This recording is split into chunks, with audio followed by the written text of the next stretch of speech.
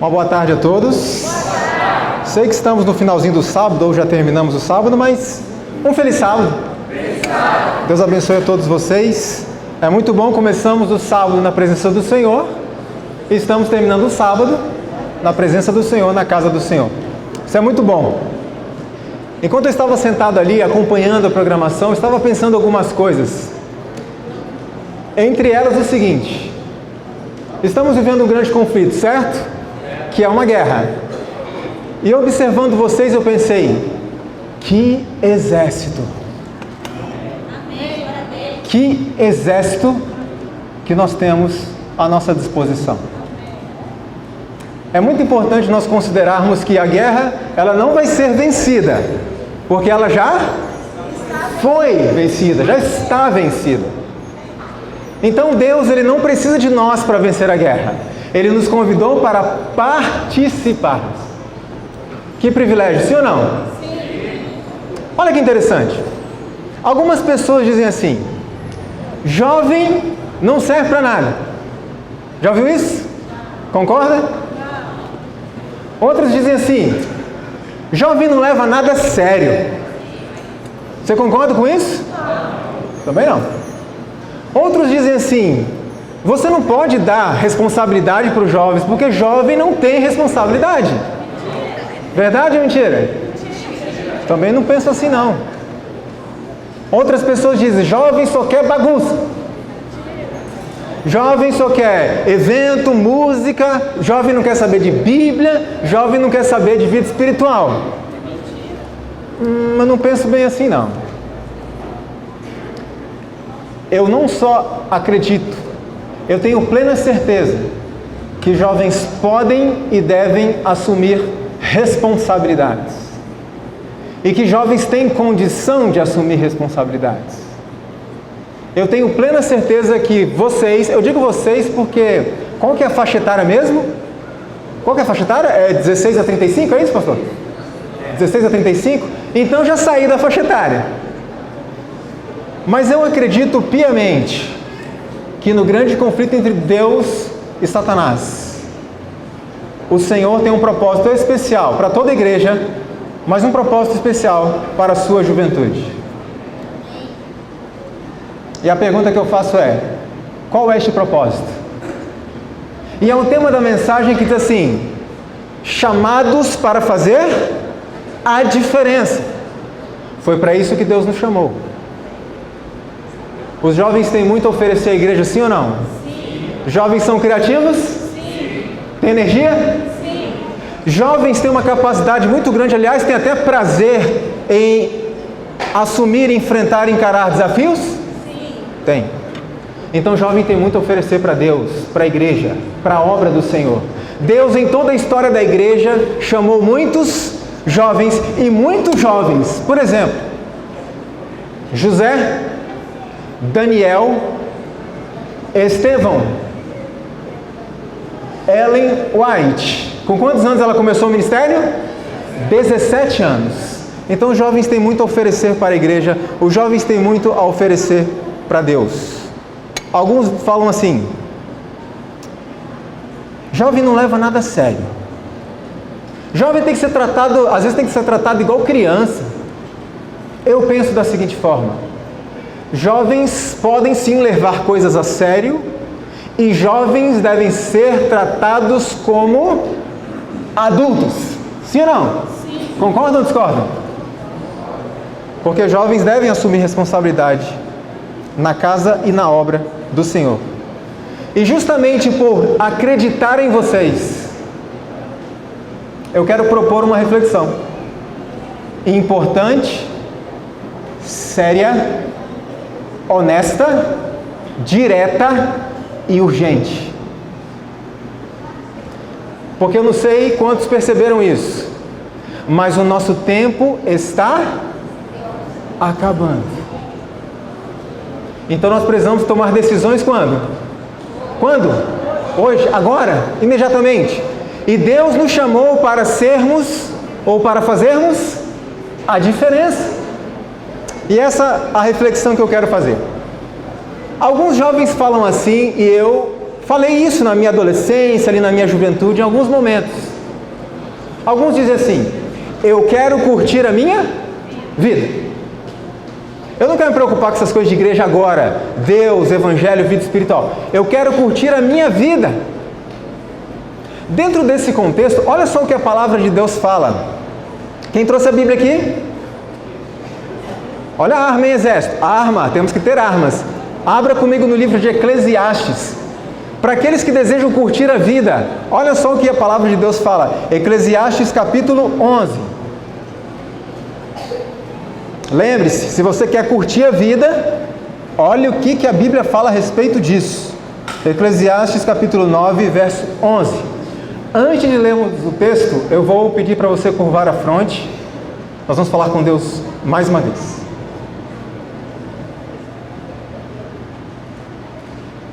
Querido e bom Pai que está nos céus, estamos mais uma vez com a Tua palavra aberta e reconhecemos a solenidade desse momento. Senhor Deus, nós te pedimos que Teu Santo Espírito atue de forma mais intensa. Acalma o nosso coração.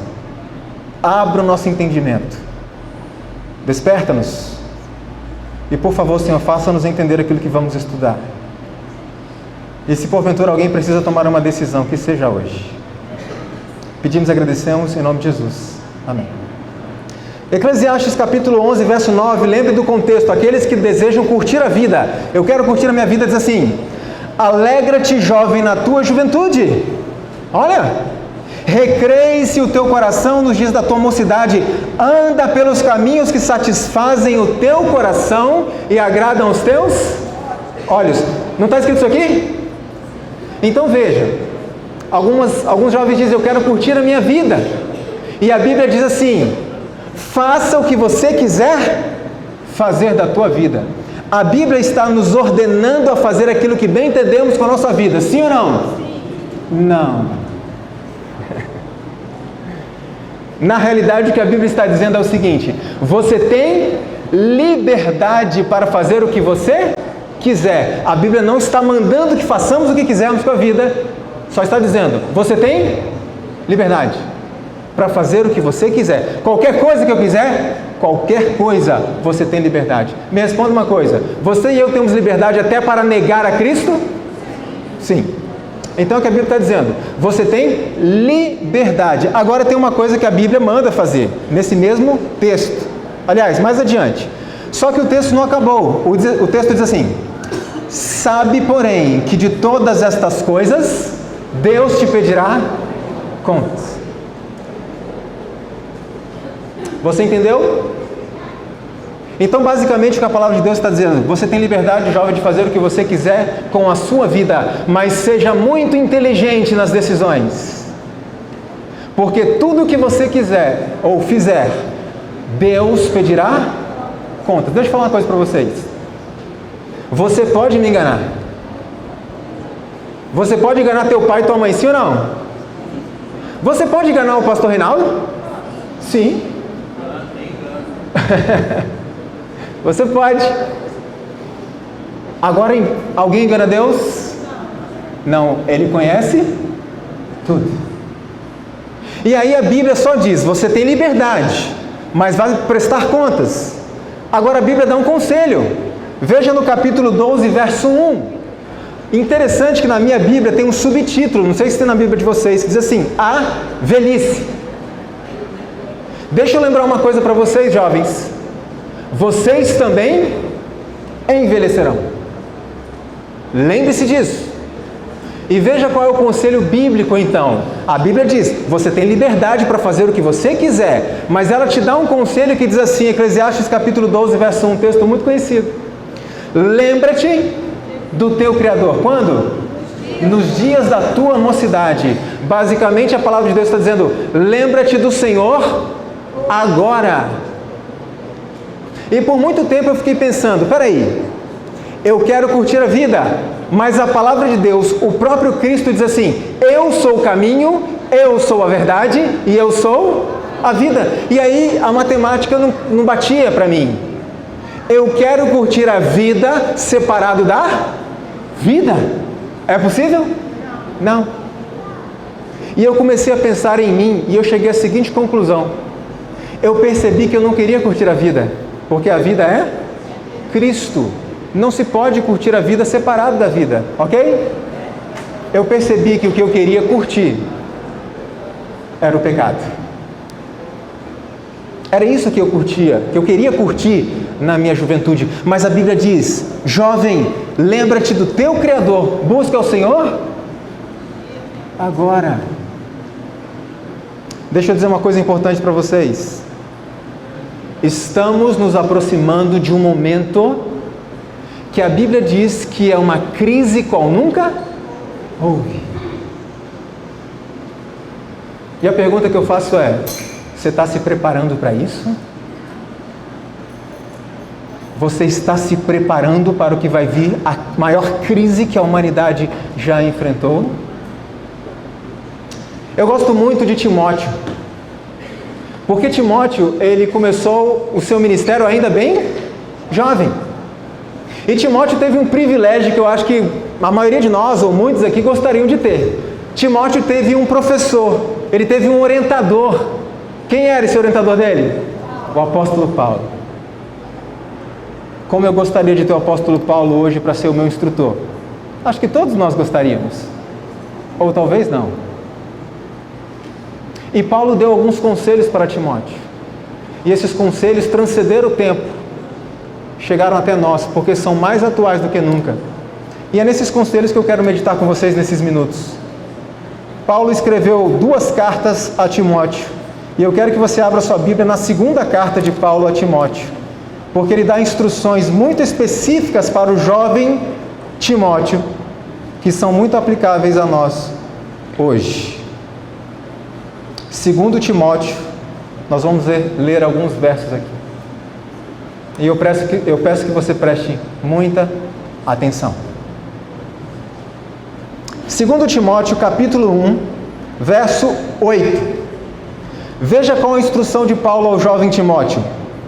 Não te o quê?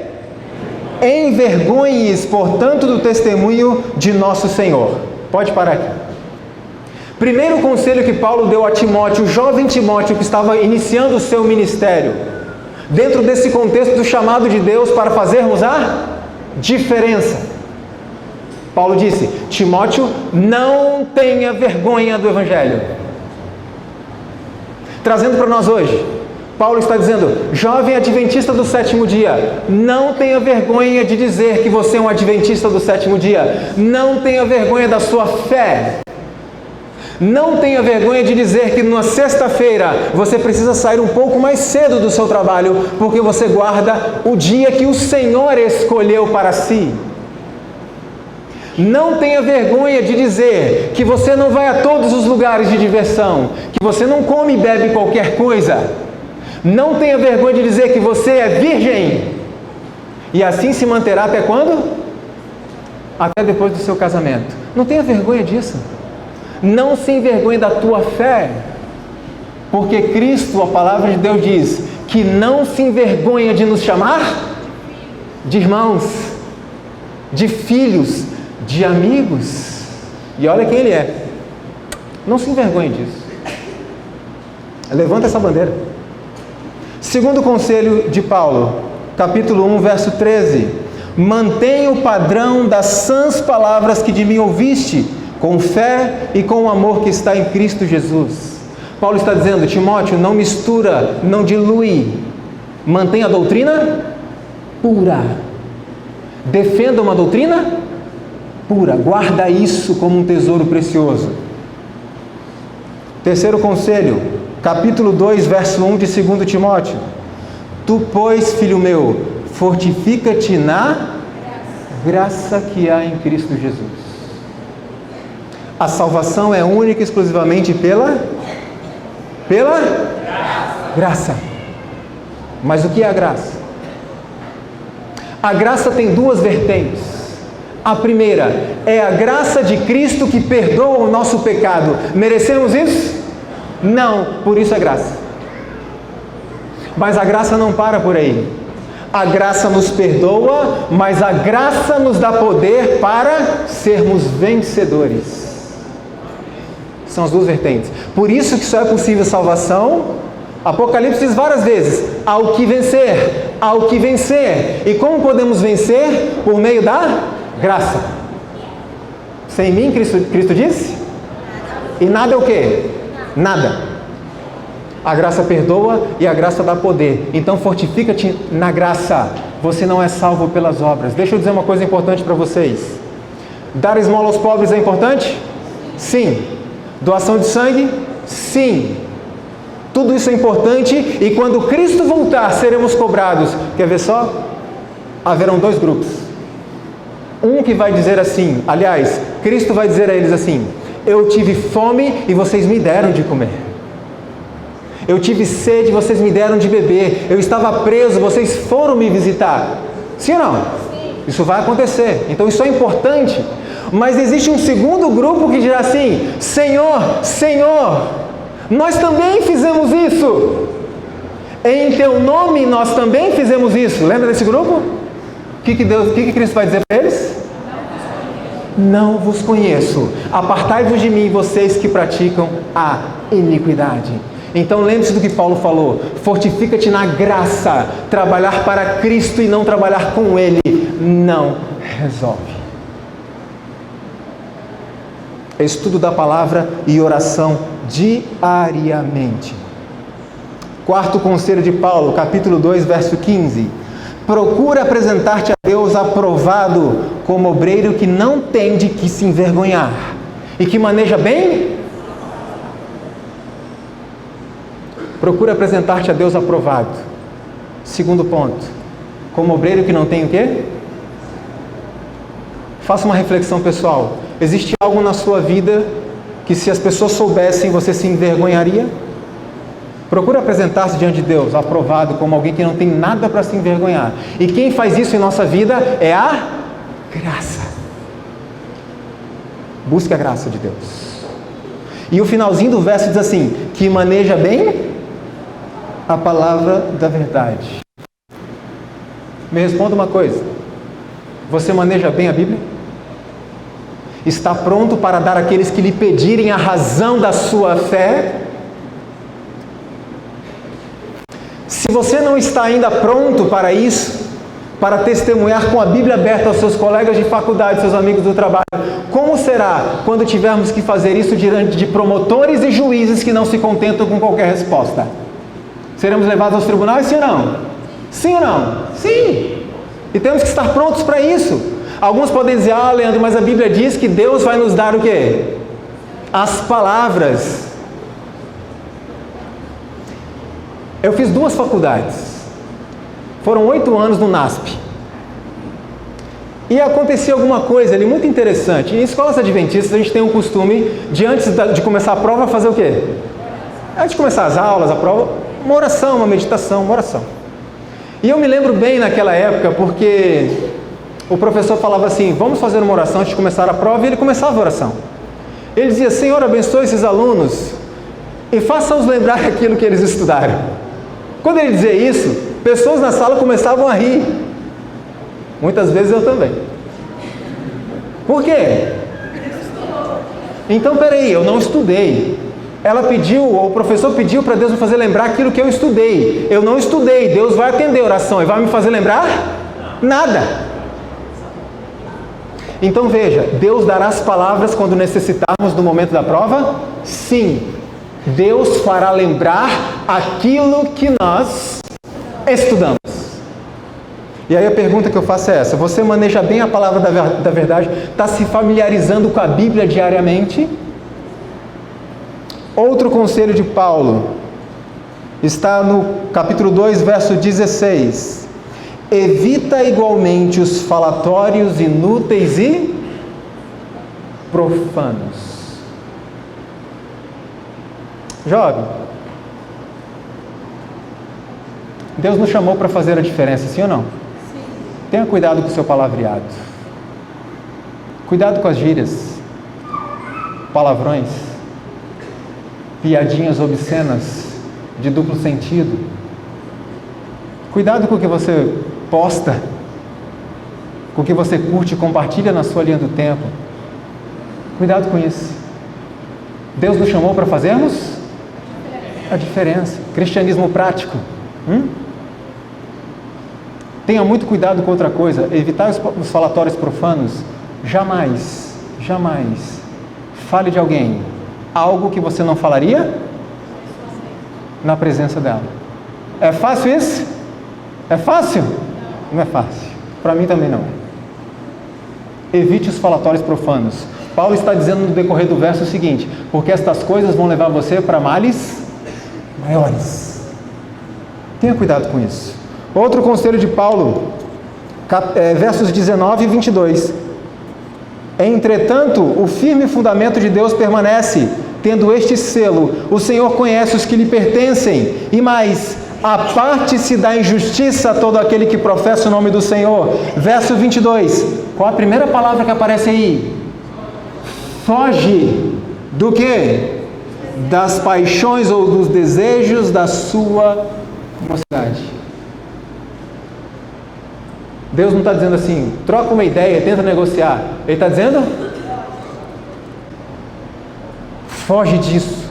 Você foi chamado para fazer a diferença. E aí vem o último conselho aqui, no capítulo 4, verso 5. Aliás, não é nenhum conselho, é só uma advertência. Tu, porém, sê sóbrio em todas as coisas, suporta as aflições, faz o trabalho de um evangelista, cumpre cabalmente o teu ministério. O que Paulo está dizendo aqui para Timóteo basicamente é isto: Timóteo, sofre as aflições. Sabe o que significa? Que se você procurar seguir o padrão de Deus, não o padrão da sociedade, você vai ser popular? Não. As pessoas não vão gostar muito de você, as pessoas vão zombar de você, pode ser que não esteja na sua frente, mas elas vão zombar de você. Vai chegar um momento que você vai ser duramente perseguido pelas pessoas por seguir o padrão de Deus. Vai chegar um momento que vão colocar você numa cadeia, sim ou não? E vai chegar um momento que a sua vida vai ser requerida. E eu faço uma pergunta a vocês, jovens: estamos preparados para morrer pelo Evangelho? Pensa, seja bastante inteligente nessa reflexão agora. Estamos prontos ou nos preparando para morrer pelo Evangelho? Desculpa, eu estou incisivo com vocês. Eu tenho um interesse muito grande na juventude. É o futuro da igreja. Vocês têm muita força. Vocês podem formar um exército muito poderoso. E eu quero vocês no céu. Eu não quero vocês meramente na igreja. Eu quero vocês no céu. Alguns conselhos de Paulo. Você vai ser perseguido por causa disso. Em resumo, Paulo está falando para nós: não seja um jovem qualquer, não seja um jovem comum, não tenha o padrão de conduta da juventude aí em volta dessa sociedade atual, contemporânea. Você foi chamado para fazer a diferença. E hoje eu quero chamar a sua atenção: fazer a diferença não é apenas fazer o bem ao próximo, mas fazer a diferença no nosso caráter. Para isso Deus nos chamou. Você sabia que Satanás não quer que você seja igual ao mundo? Como assim, Leandro? Claro que ele quer. Ele quer que eu seja igual ao mundo. Ele quer me destruir, me corromper. Não, ele não quer. Satanás quer que você seja apenas parecido com o mundo, apenas o suficiente para te corromper e você perder a identidade e a salvação. Mas Satanás quer também que você seja diferente do mundo, apenas o suficiente para você achar que não é igual. É só isso que ele quer.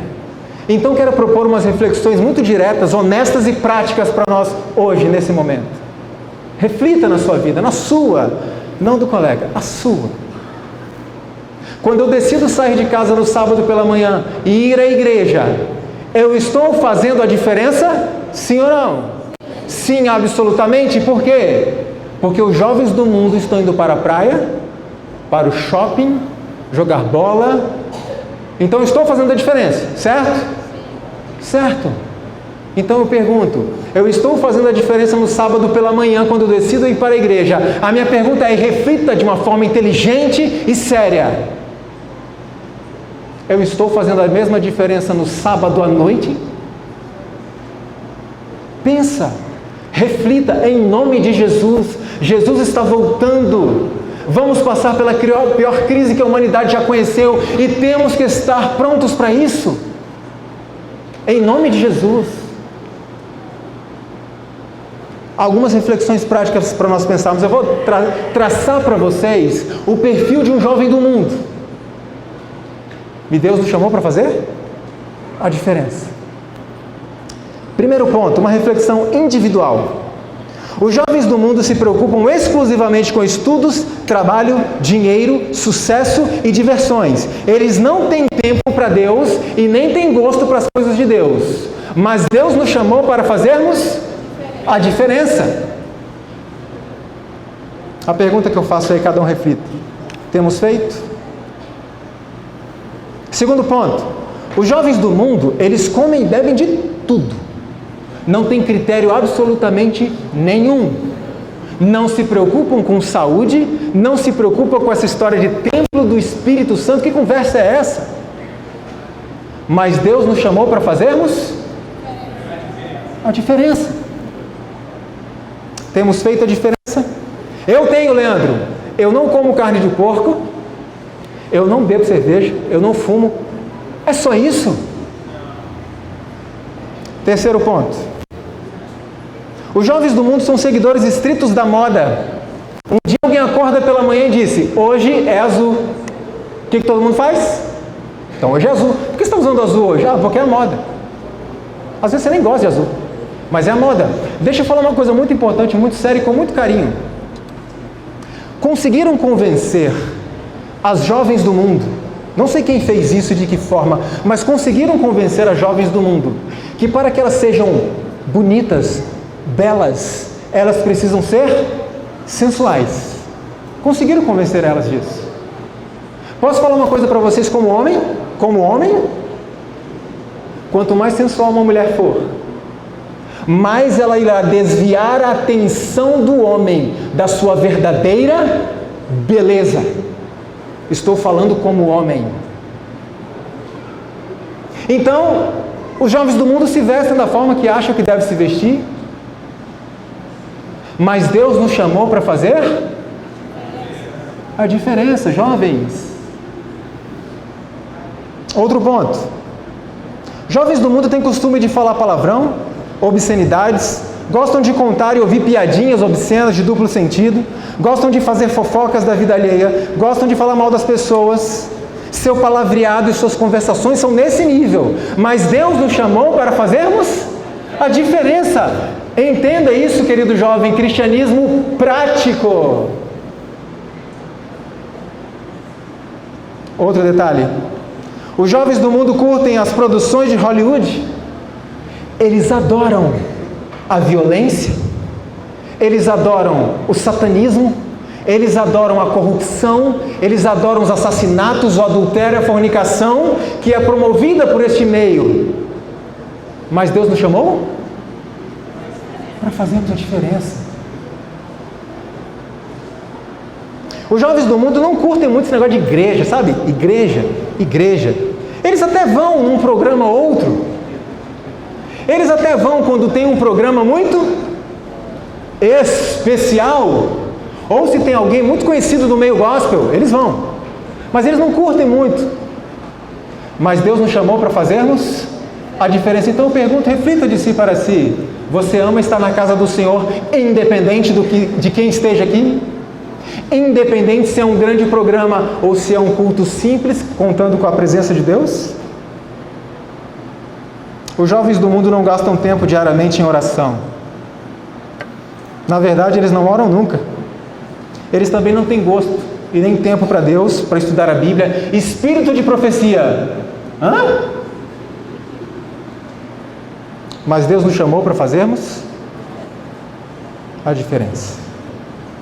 Jovem, se você e eu somos absolutamente diferentes do mundo, amém? Estamos fazendo a diferença. Mas se temos sido muito parecidos com o mundo, o que nos leva a pensar que Deus irá nos escolher e destruir o resto? É justo isso? Não. Deixa eu dizer uma coisa para você importante também. Ateus fazem obra de caridade? Qual é a diferença? Não estão se fortalecendo na graça. Qual é a essência da vida cristã e do Evangelho? Estudo da Bíblia e oração. E o testemunho? Deixa eu dizer uma coisa. Quem vive com Cristo fala do quê? Não consegue falar de outra coisa. Você pode esquecer tudo que eu falei. Lembre-se só disso que está bom. Não deixe passar um dia da sua vida sem estudar a sua Bíblia e gastar tempo em oração. Essa é a essência da vida cristã. É isso que nos permite fazer a diferença. Porque sem mim, disse Cristo, nada podeis fazer. E a pergunta que eu faço: quanto tempo você está gastando com a Bíblia e em oração diariamente? E eu quero terminar. Nossa necessidade hoje, caros jovens, nossa maior necessidade, não são de novos programas, não é de mais criatividade, temos muito, não é de novos planos e estratégias. Eu tenho uma necessidade de poder, e o poder só pode ser liberado mediante fervorosas orações. A irmã White diz assim: só podemos esperar um reavivamento. E a palavra só significa o quê? Só é o quê? Só podemos esperar um reavivamento em resposta às fervorosas orações. Então, qual a nossa maior necessidade hoje? Estudo da Bíblia e oração. Eu quero encerrar lendo um trechinho da pena inspirada que o Senhor deixou para nós hoje, nesta geração. Mensagens aos Jovens, página 128. Eu recomendo que vocês leiam este livro. Foi escrito por Deus para vocês. Se vocês quiserem exercer uma verdadeira influência que salvará pessoas, é isso que vocês querem, sim ou não? Sim ou não? Ok, Deus tem um plano. Se vocês quiserem exercer uma verdadeira influência que salvará pessoas, vivam de acordo com o que dizem crer, mostrem essa fé por obras de justiça e tornem grande a diferença entre vocês e o mundo.